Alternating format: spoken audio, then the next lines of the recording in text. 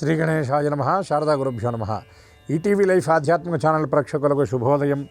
శ్రీరస్తు కార్యక్రమానికి శుభస్వాగతం. కార్యక్రమంలో శుభతిథి అంశంలో నేటి పంచాంగ వివరాలు చూద్దాం. ఆంగ్ల తేదీ 21వ తేదీ 10వ నెల 2025 సంవత్సరం మంగళవారం. స్వస్తిశ్రీ చాంద్రమాన శ్రీ విశ్వావసునామ సంవత్సరం దక్షిణాయనం శరదృతువు ఆశ్వేజమాసం కృష్ణపక్షం అమావాస్య తిథి సాయంత్రం 4 గంటల 3 నిమిషాల వరకు, అనంతరం పాడ్యమి. చిత్తా నక్షత్రం రాత్రి 10 గంటల 18 నిమిషాల వరకు, అనంతరం స్వాతి నక్షత్రం. విష్కంభ యోగం తెల్లవారుజామున 3 గంటల 37 నిమిషాల వరకు, అనంతరం ప్రీతి యోగం. నాగవకరణం సాయంత్రం 4 గంటల 3 నిమిషాల వరకు, అనంతరం కింస్తుఘ్నకరణం.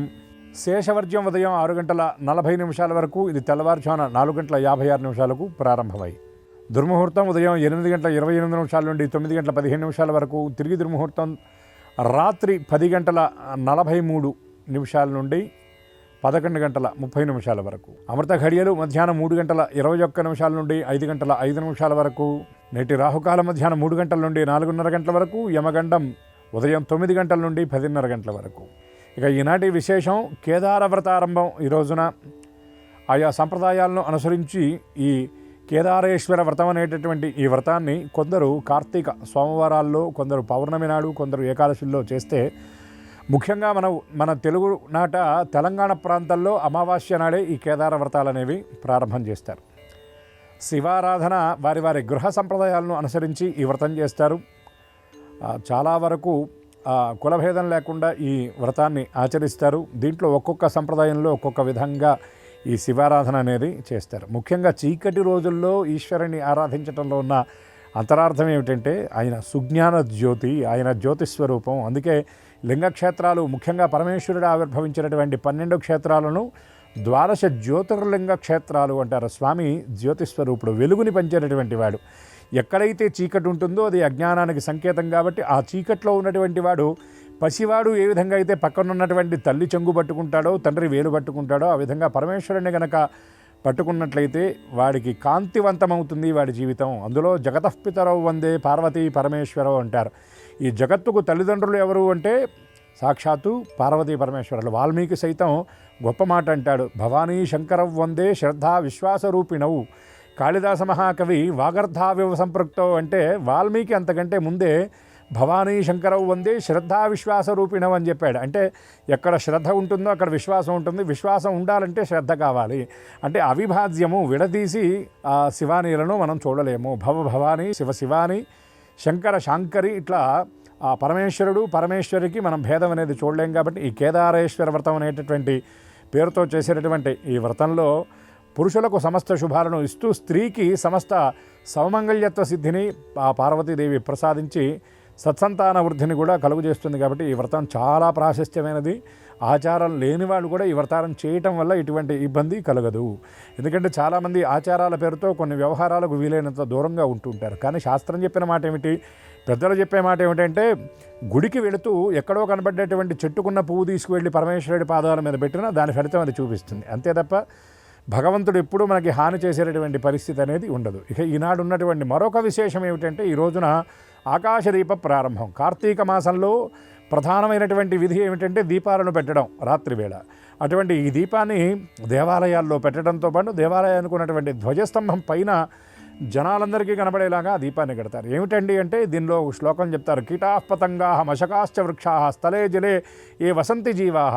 కార్తీక దీపం పెట్టి మానవులు అనేటటువంటి వాళ్ళు తరించడం కాదురా నాయనా, పైన పెట్టినటువంటి దీపాన్ని ఏ ఏ జీవులైతే చూస్తాయో ఆ జీవులందరూ కూడా తరించాలి అనేటటువంటి లోకోపకార బుద్ధితో ఈ ఆకాశ దీపాన్ని ప్రారంభించడంతో పాటు సామాజిక ప్రయోజనం ఏమిటంటే, వర్షాలు వెనక్కి బట్టి చీకటి ఇప్పుడు చిక్కగా ఉంటుంది. కాబట్టి ఈ చీకటి రోజుల్లో దూర ప్రాంతాల్లో పూర్వపు రోజుల్లో ఇన్ని ప్రయాణ వసతులు లేవు. కాబట్టి నడిచి వచ్చేటటువంటి వాళ్ళు ఆకాశంలో దీపం వెలుగుతూ ఉంటే ధ్వజస్తంభం ఊళ్ళో అన్నిటికంటే మేడల కంటే ఉన్నతంగా ఉంటుంది. కాబట్టి ఆ దీపాన్ని చూసి ఓహో ఇక్కడ సమీపంలో గ్రామం ఉంది అని గ్రహించేటటువంటి వాళ్ళు.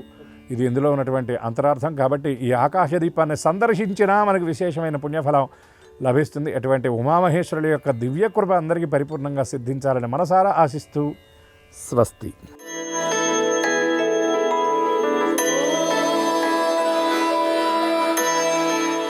ఈటీవీ లైఫ్ ఆధ్యాత్మిక ఛానల్ ప్రేక్షకులందరికీ నమస్కారం. శ్రీరస్తు కార్యక్రమంలో గ్రహయోగం అంశానికి స్వాగతం. ఈనాటి గ్రహయోగం శీర్షికలో మేషాది ద్వాదశ రాశుల వారికి కలిగే శుభ అశుభ ఫలితాలని, అవసరమైన సందర్భాల్లో ప్రత్యామ్నాయ మార్గాల్ని తెలుసుకుంటారు. ఇంతేకాక ఏ రాశి వారికి ఏ దైవ ప్రార్థన అనుకూలిస్తుందో, ఏ రాశి వారికి ఏ దిక్ ప్రయాణం లాభకరం అవుతుందో, ఏ రాశి వారు ఏ రంగు దుస్తుల్ని ధరించినట్లయితే సకల శుభాలు నెరవేరుతాయో, ఏ రాశి వారికి ఏ సంఖ్య అదృష్ట సంఖ్యగా ఉండబోతుందో ఆ విశేషాల్ని తెలుసుకుంటారు. వీటితో పాటు శంకరుడు, బేలశంకరుడు చిన్న పూజని కానీ చేసి ఫలాని కోరిక కావాలి అని అంటే వెంటనే ముచ్చటపడి ఇచ్చేటటువంటి లక్షణం కలిగిన అమాయకుడు ఆయన. అటువంటి ఆ శంకరునికి కార్తీక నెల రోజుల పాటు అభిషేకాన్ని, అలాగే అవకాశం ఉన్నంతలో బిల్వార్చనని కానీ చేసినట్లయితే విశేషమైనటువంటి శుభ ఫలితాలని పొందగలం. సామూహిక అర్చన విశేషమైనటువంటి ఫలాలని ఇస్తుంది. అలాంటి కార్తీక మాస ప్రత్యేకత ఏమిటి, ప్రాముఖ్యం ఏమిటి అనే విశేషాన్ని ఇప్పుడు శ్రీకరం శీర్షికలో తెలుసుకుందాం.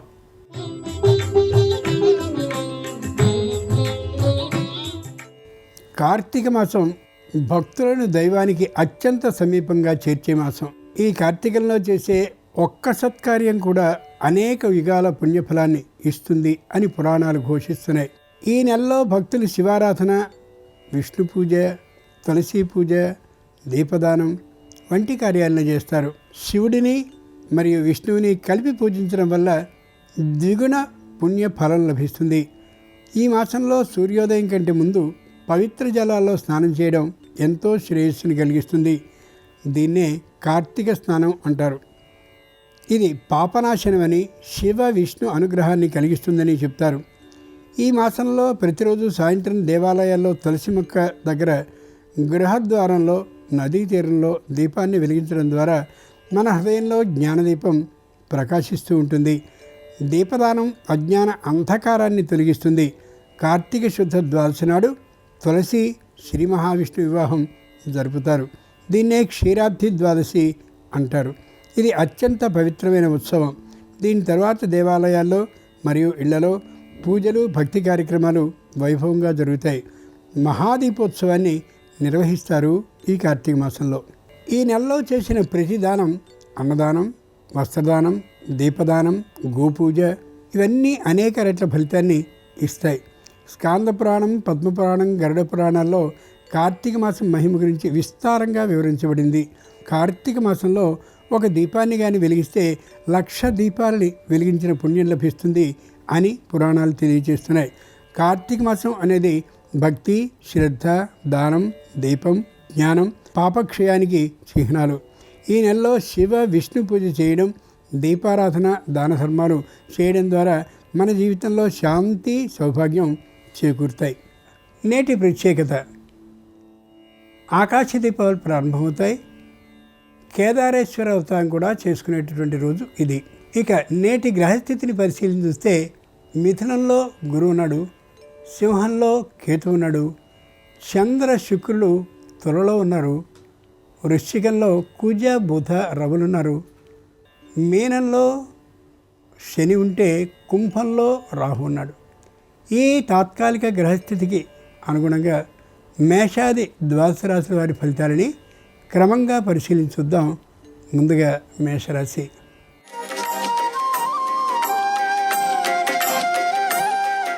ఈరోజు మేషరాశి వారి ఫలితాలని పరిశీలించి చూస్తే శారీరకంగా దృఢంగా ఉంటారు, మానసికంగా మరింత ఆనందంగా ఉండగలుగుతారు. బంధుమిత్రుల రాకపోకలతో ఇల్లంతా సందడిగా ఉండే అవకాశం ఉంది. తాము పుట్టినటువంటి ఊరికి వెళ్ళి అక్కడుండేటటువంటి దేవతల్ని ఆరాధించాలనే చిత్రమైనటువంటి ఆలోచన కలుగుతుంది. అక్కడుండే ధనలక్ష్మీదేవిని పూజ చేయాలనే అభిప్రాయం కలుగుతుంది కూడా. పేదలైనటువంటి వారికి అన్న సంతర్పణని చేసేటటువంటి ఆలోచన కలిగి ఉంటారు, చేస్తారు కూడా. మొత్తానికి నరక చతుర్దశి, దీపావళి అయినటువంటి ఈ 2 రోజుల్ని విశేషంగా గృహంలో బంధుమిత్ర సమక్షంలో జరుపుకుంటారు. కార్తీక ప్రారంభం సందర్భంగా మేషరాశి వారు ఈశ్వరుణ్ణి భస్మ జలాలతో అభిషేకించినట్టయితే వివాదాలు పరిష్కరింపబడతాయి. తూర్పు దిక్ ప్రయాణం అనుకూలం. కలిసి వచ్చే రంగు తెలుపు. అదృష్ట సంఖ్య 5.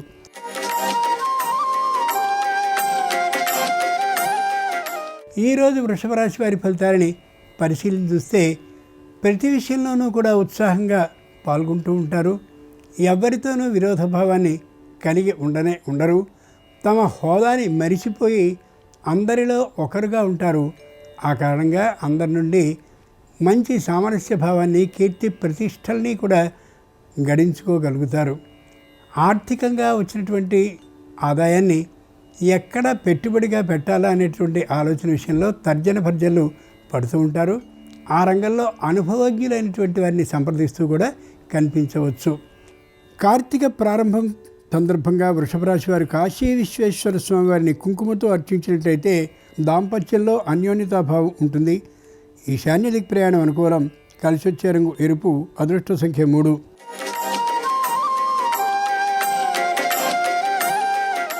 ఈరోజు మిథున రాశి వారి ఫలితాలని పరిశీలించి చూస్తే ఉత్సాహంగా ఉంటారు. ఏ విధమైనటువంటి ఇబ్బంది లేకుండా ఉంటారు. వ్యాపారంలో విశేషమైనటువంటి లాభాన్ని పొందకపోయినా వచ్చినటువంటి లాభంతో సంతృప్తికరమైనటువంటి స్థితిలో ఉంటారు. బంధుమిత్రులందరూ కూడా వచ్చేందుకు తగినటువంటి ఆహ్వానాల్ని పలుకుతారు. ఏ విధమైనటువంటి మానసికమైన ఇబ్బంది లేకుండా వృత్తిలో చక్కనైనటువంటి పేరు ప్రతిష్టల్ని గడించుకోగలుగుతారు. పైగా చేస్తున్నటువంటి వ్యాపారం మధ్యమ స్థితిలో ఉన్నప్పటికీ కూడా ఎంతో ఆనందంతో ఉండగలుగుతారు. కార్తీక ప్రారంభం సందర్భంగా మిథున రాశి వారు దాక్షారామ భీమేశ్వర స్వామి వారిని పసుపుతో అర్చించినట్టయితే వ్యాపారంలో శుభవార్తను వినే అవకాశం ఉంటుంది. ఆగ్నేయ దిక్ ప్రయాణం అనుకూలం. కలిసి వచ్చే రంగు పసుపచ్చన. అదృష్ట సంఖ్య 1.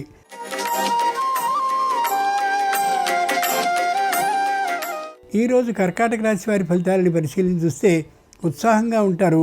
కానీ శారీరకంగా మాత్రం తాత్కాలిక అనారోగ్య భావాన్ని కలిగి ఉంటారు.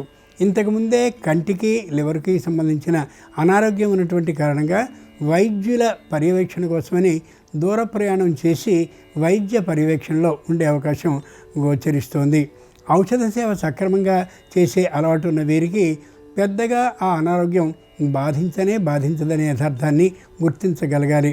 అన్నదమ్ములతో, అప్పచెల్లెలతో అనుకూలమైనటువంటి పద్ధతితోనే ఉంటారు తప్ప విరోధభావం ఏమాత్రము కలిగి ఉండరు. కార్తీక ప్రారంభం సందర్భంగా కర్కాటక రాశి వారు శ్రీశైల మల్లికార్జున స్వామి వారిని బిల్వ దళాలతో అర్చించినట్లయితే ధర్మబుద్ధి పెరిగి ఆర్థికమైనటువంటి లాభం కలుగుతుంది. న్యాయబద్ధంగా దక్షిణ దిక్ ప్రయాణం అనుకూలం. కలిసి వచ్చే రంగు నీలం. అదృష్ట సంఖ్య 4.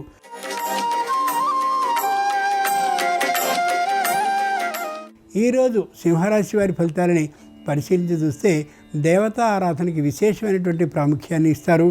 దేవాలయాల్లో, అలాగే ఇళ్లలో, అదే తీరుగా మఠాలలో ఎన్ని ప్రదేశాలుంటే అక్కడక్కడలా శివ ఆరాధన విధానాన్ని ప్రచారం చేస్తూ ఉంటారు. శివాభిషేకాల్ని ప్రోత్సహిస్తూ కనిపిస్తారు. చేస్తున్నటువంటి వృత్తిలో మంచి కీర్తి ప్రతిష్టల్ని పొందగలుగుతారు. ముఖ్యంగా ఉద్యోగ స్థలంలో కూడా శివారాధనని చేయించాలనేటటువంటి పట్టుదలతో ఉండి ఉత్సాహంగా వారందరి చేత కూడా చేయిస్తూ కనిపిస్తారు. కార్తీక ప్రారంభం సందర్భంగా సింహరాశి వారు శ్రీకాళహస్తీశ్వరుని శుద్ధ జలాలతో అభిషేకించినట్టయితే గ్రహదోషాలు సంపూర్ణంగా తొలగిపోవడమే కాకుండా ఆరోగ్యం కుదిరిపడుతుంది. నిరుతిథి ప్రయాణం అనుకూలం. కలిసి వచ్చే రంగు నలుపు. అదృష్ట సంఖ్య 6.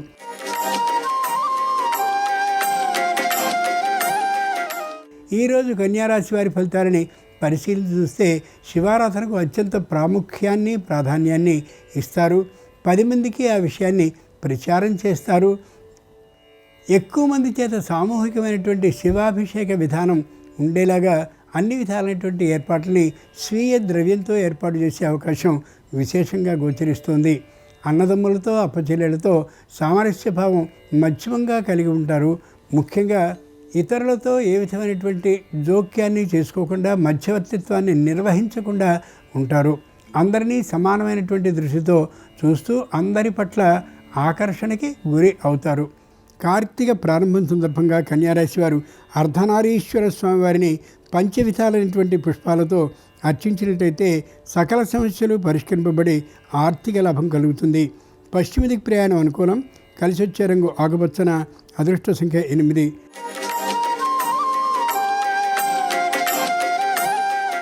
ఈరోజు తులారాశి వారి ఫలితాలని పరిశీలించి చూస్తే ఉత్సాహంగా ఉంటారు. శారీరకంగా దృఢంగా కూడా ఉండగలుగుతారు. ఎవరితోనూ విరోధభావాన్ని కలిగి ఉండరు. సంపాదించుకున్నటువంటి ఆస్తులన్నింటినీ చాలా జాగ్రత్తగా పరిరక్షించుకుంటూ ఉంటారు. సంతానాన్ని బుజ్జగిస్తూనే వారిని తోవలోనికి తెచ్చుకుంటారు తప్ప కొట్టి తిట్టి ప్రయోజనం లేదనే యథార్థాన్ని గ్రహించుకోగలుగుతారు. ఉత్తమమైనటువంటి ఉద్యోగం కోసమని వారు అనేకమైనటువంటి దరఖాస్తులు చేస్తూ ఉంటే తప్పక ఫలించేటటువంటి ఆశాభావంతో ఉంటారు. శారీరకమైన ఆరోగ్యం చక్కగా ఉండేటటువంటి కారణంగా వినోద విహారయాత్రలతో పాటు ముఖ్యమైనటువంటి శివక్షేత్రాలకి దర్శనం చేసేటువంటి ఉద్దేశంతో బయలుదేరుతారు. కార్తీక ప్రారంభం సందర్భంగా తులారాశి వారు శ్రీ రామలింగేశ్వర స్వామి వారిని చెరకు రసంతో అభిషేకించినట్టయితే ఆరోగ్య లాభంతో పాటు ఆర్థిక సిద్ధి కూడా కలుగుతుంది. వాయువేదిక ప్రయాణం అనుకూలం. కలిసి వచ్చే రంగు ఎరుపు. అదృష్ట సంఖ్య 7.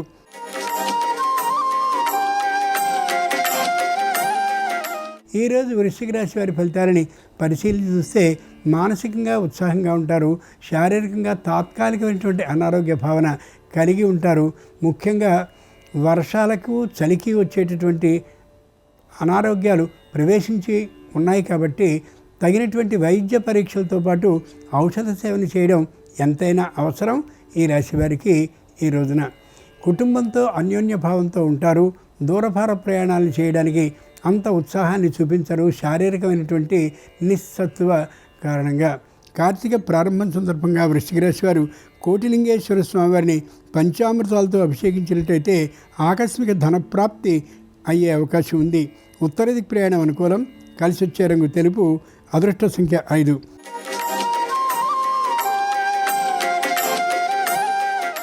ఈరోజు ధనురాశి వారి ఫలితాలని పరిశీలించి చూస్తే తాము సర్వజ్ఞులము అనేటటువంటి అభిప్రాయంతో ఉంటారు.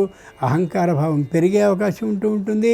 పై అధికారులకు వీరి ప్రవర్తన అంతగా నచ్చే పద్ధతి కూడా ఉండకపోవచ్చు. తాము చేస్తున్నటువంటి ఉద్యోగం కంటే పై స్థాయి ఉద్యోగాన్ని సంపాదించడం కోసమని పరీక్షల్ని రాస్తారు. అయితే పరీక్షలో ఉత్తీర్ణత గొప్పగా లేనటువంటి కారణంగా పై పదవికి అర్హులు కాలేనటువంటి పరిస్థితి ఉండొచ్చు. నిరుత్సాహభావాన్ని మాత్రం పొందరు.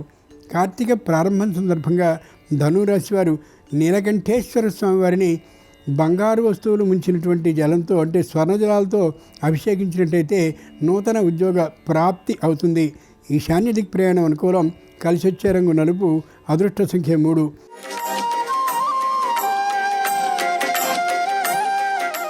ఈరోజు మకర రాశి వారి ఫలితాలని పరిశీలించి చూస్తే చాలా ఉత్సాహంగా ఉంటారు. శివుడు వారి ఇలా వేల్పు అయినటువంటి కారణంగా విశేషమైనటువంటి ఏర్పాట్లను చేసుకుని సామూహికమైనటువంటి బిల్వార్చన, సామూహికమైనటువంటి అభిషేక విధానము ఏర్పాటు చేసుకుంటారు. స్వీయ ద్రవ్యంతో ఎందరో వచ్చి శివారాధనతో ఆనందాన్ని దిశలా ముగించుతూ కనిపిస్తారు. వృత్తి ఉద్యోగ వ్యాపారాలు మధ్యమంగా ఉంటాయి ఈ రాశివారికి ఈ రోజున. ఎవరితోనూ వాద విరోధ భావాన్ని కలిగి ఉండరు. అంతేకాక సొంత ఊరికి వెళ్ళి అక్కడుండేటటువంటి శివునికి సంపూర్ణమైనటువంటి జలాభిషేకాన్ని చేయాలనే ఆలోచన కలిగి ఉంటారు. కార్తీక ప్రారంభం సందర్భంగా మకర రాశి వారు శివుణ్ణి రజత జలాలతో అంటే వెండి వస్తువులు ముంచినటువంటి జలంతో అభిషేకించినట్టయితే నూతన ఉద్యోగంలో భద్రత లభిస్తుంది. పశ్చిమ దిక్ ప్రయాణం అనుకూలం. కలిసి వచ్చే రంగు నీలం. అదృష్ట సంఖ్య 1.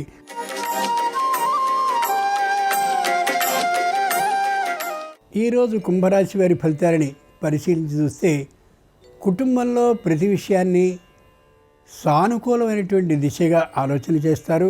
కుటుంబంలో ఎవరికీ వ్యతిరేక ఆలోచనలు లేకుండా చేస్తారు. తాము అనుకూల పద్ధతితోనే నడుస్తూ కనిపిస్తారు.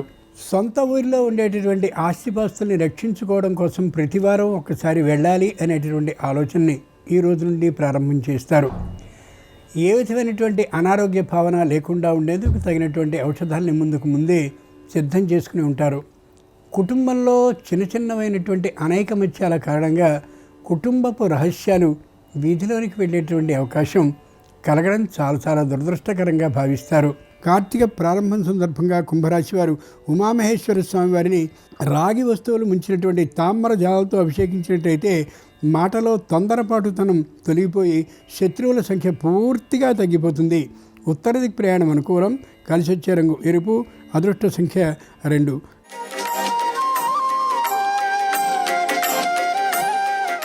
ఈరోజు మీనరాశి వారి ఫలితాలని పరిశీలించి చూస్తే ఆర్థికమైనటువంటి నిరుత్సాహంతో ఉంటారు. ఏ విధమైన లాభాలు కలగడం లేదనే దృష్టితో వ్యాపారాన్ని మూసివేయాలనేంత ఆలోచన కూడా రావచ్చు. చేస్తున్నటువంటి ఉద్యోగంలో తరచూ సెలవులు పెడుతూ ఉండేటటువంటి కారణంగా పై అధికారులకి అంత ఇష్టకరంగా అనిపించకపోవచ్చు వీరి ప్రవర్తన. ముఖ్యంగా చేస్తూ ఉండేటటువంటి వృత్తిలో తగినటువంటి నైపుణ్యం ఉన్నప్పటికీ కూడా మానసికమైనటువంటి నిరుత్సాహం కారణంగా చక్కనైనటువంటి ఆ వృత్తి ప్రాభవాన్ని చూపించలేకపోతారు. బంధువులు మిత్రులు అనేటటువంటి వారితో ముభావంగా వ్యవహరించేటటువంటి కారణంగా ఎక్కువ ఆదరణ వీరికి ఉండకపోవచ్చు. కార్తీక ప్రారంభం సందర్భంగా మీనరాశి వారు పార్వతీ పరమేశ్వరుని కాశీ గంగా జలాలతో అభిషేకించినట్టయితే అనుకున్న కోరికలన్నీ కూడా శీఘ్రంగా నెరవేరే అవకాశం ఉంటుంది. ముఖ్యంగా వ్యాపారంలో ఆర్థికమైనటువంటి లాభం విశేషంగా కలుగుతుంది. దక్షిణ దిక్ ప్రయాణం అనుకూలం. కలిసి వచ్చే రంగు పసుపచ్చన. అదృష్ట సంఖ్య 4. ఇది ఈనాడు ద్వాదశ రాశుల వారికి కలిగే శుభ అశుభ ఫలితాలు. ఈరోజు కార్తీక మాస ప్రారంభం కాబట్టి ఆ సాక్షాత్ పరమేశ్వరుని అనుగ్రహం సర్వరాశుల వారికి సంపూర్ణంగా కలగాలని హృదయపూర్వకంగా ప్రార్థిస్తూ స్వస్తి.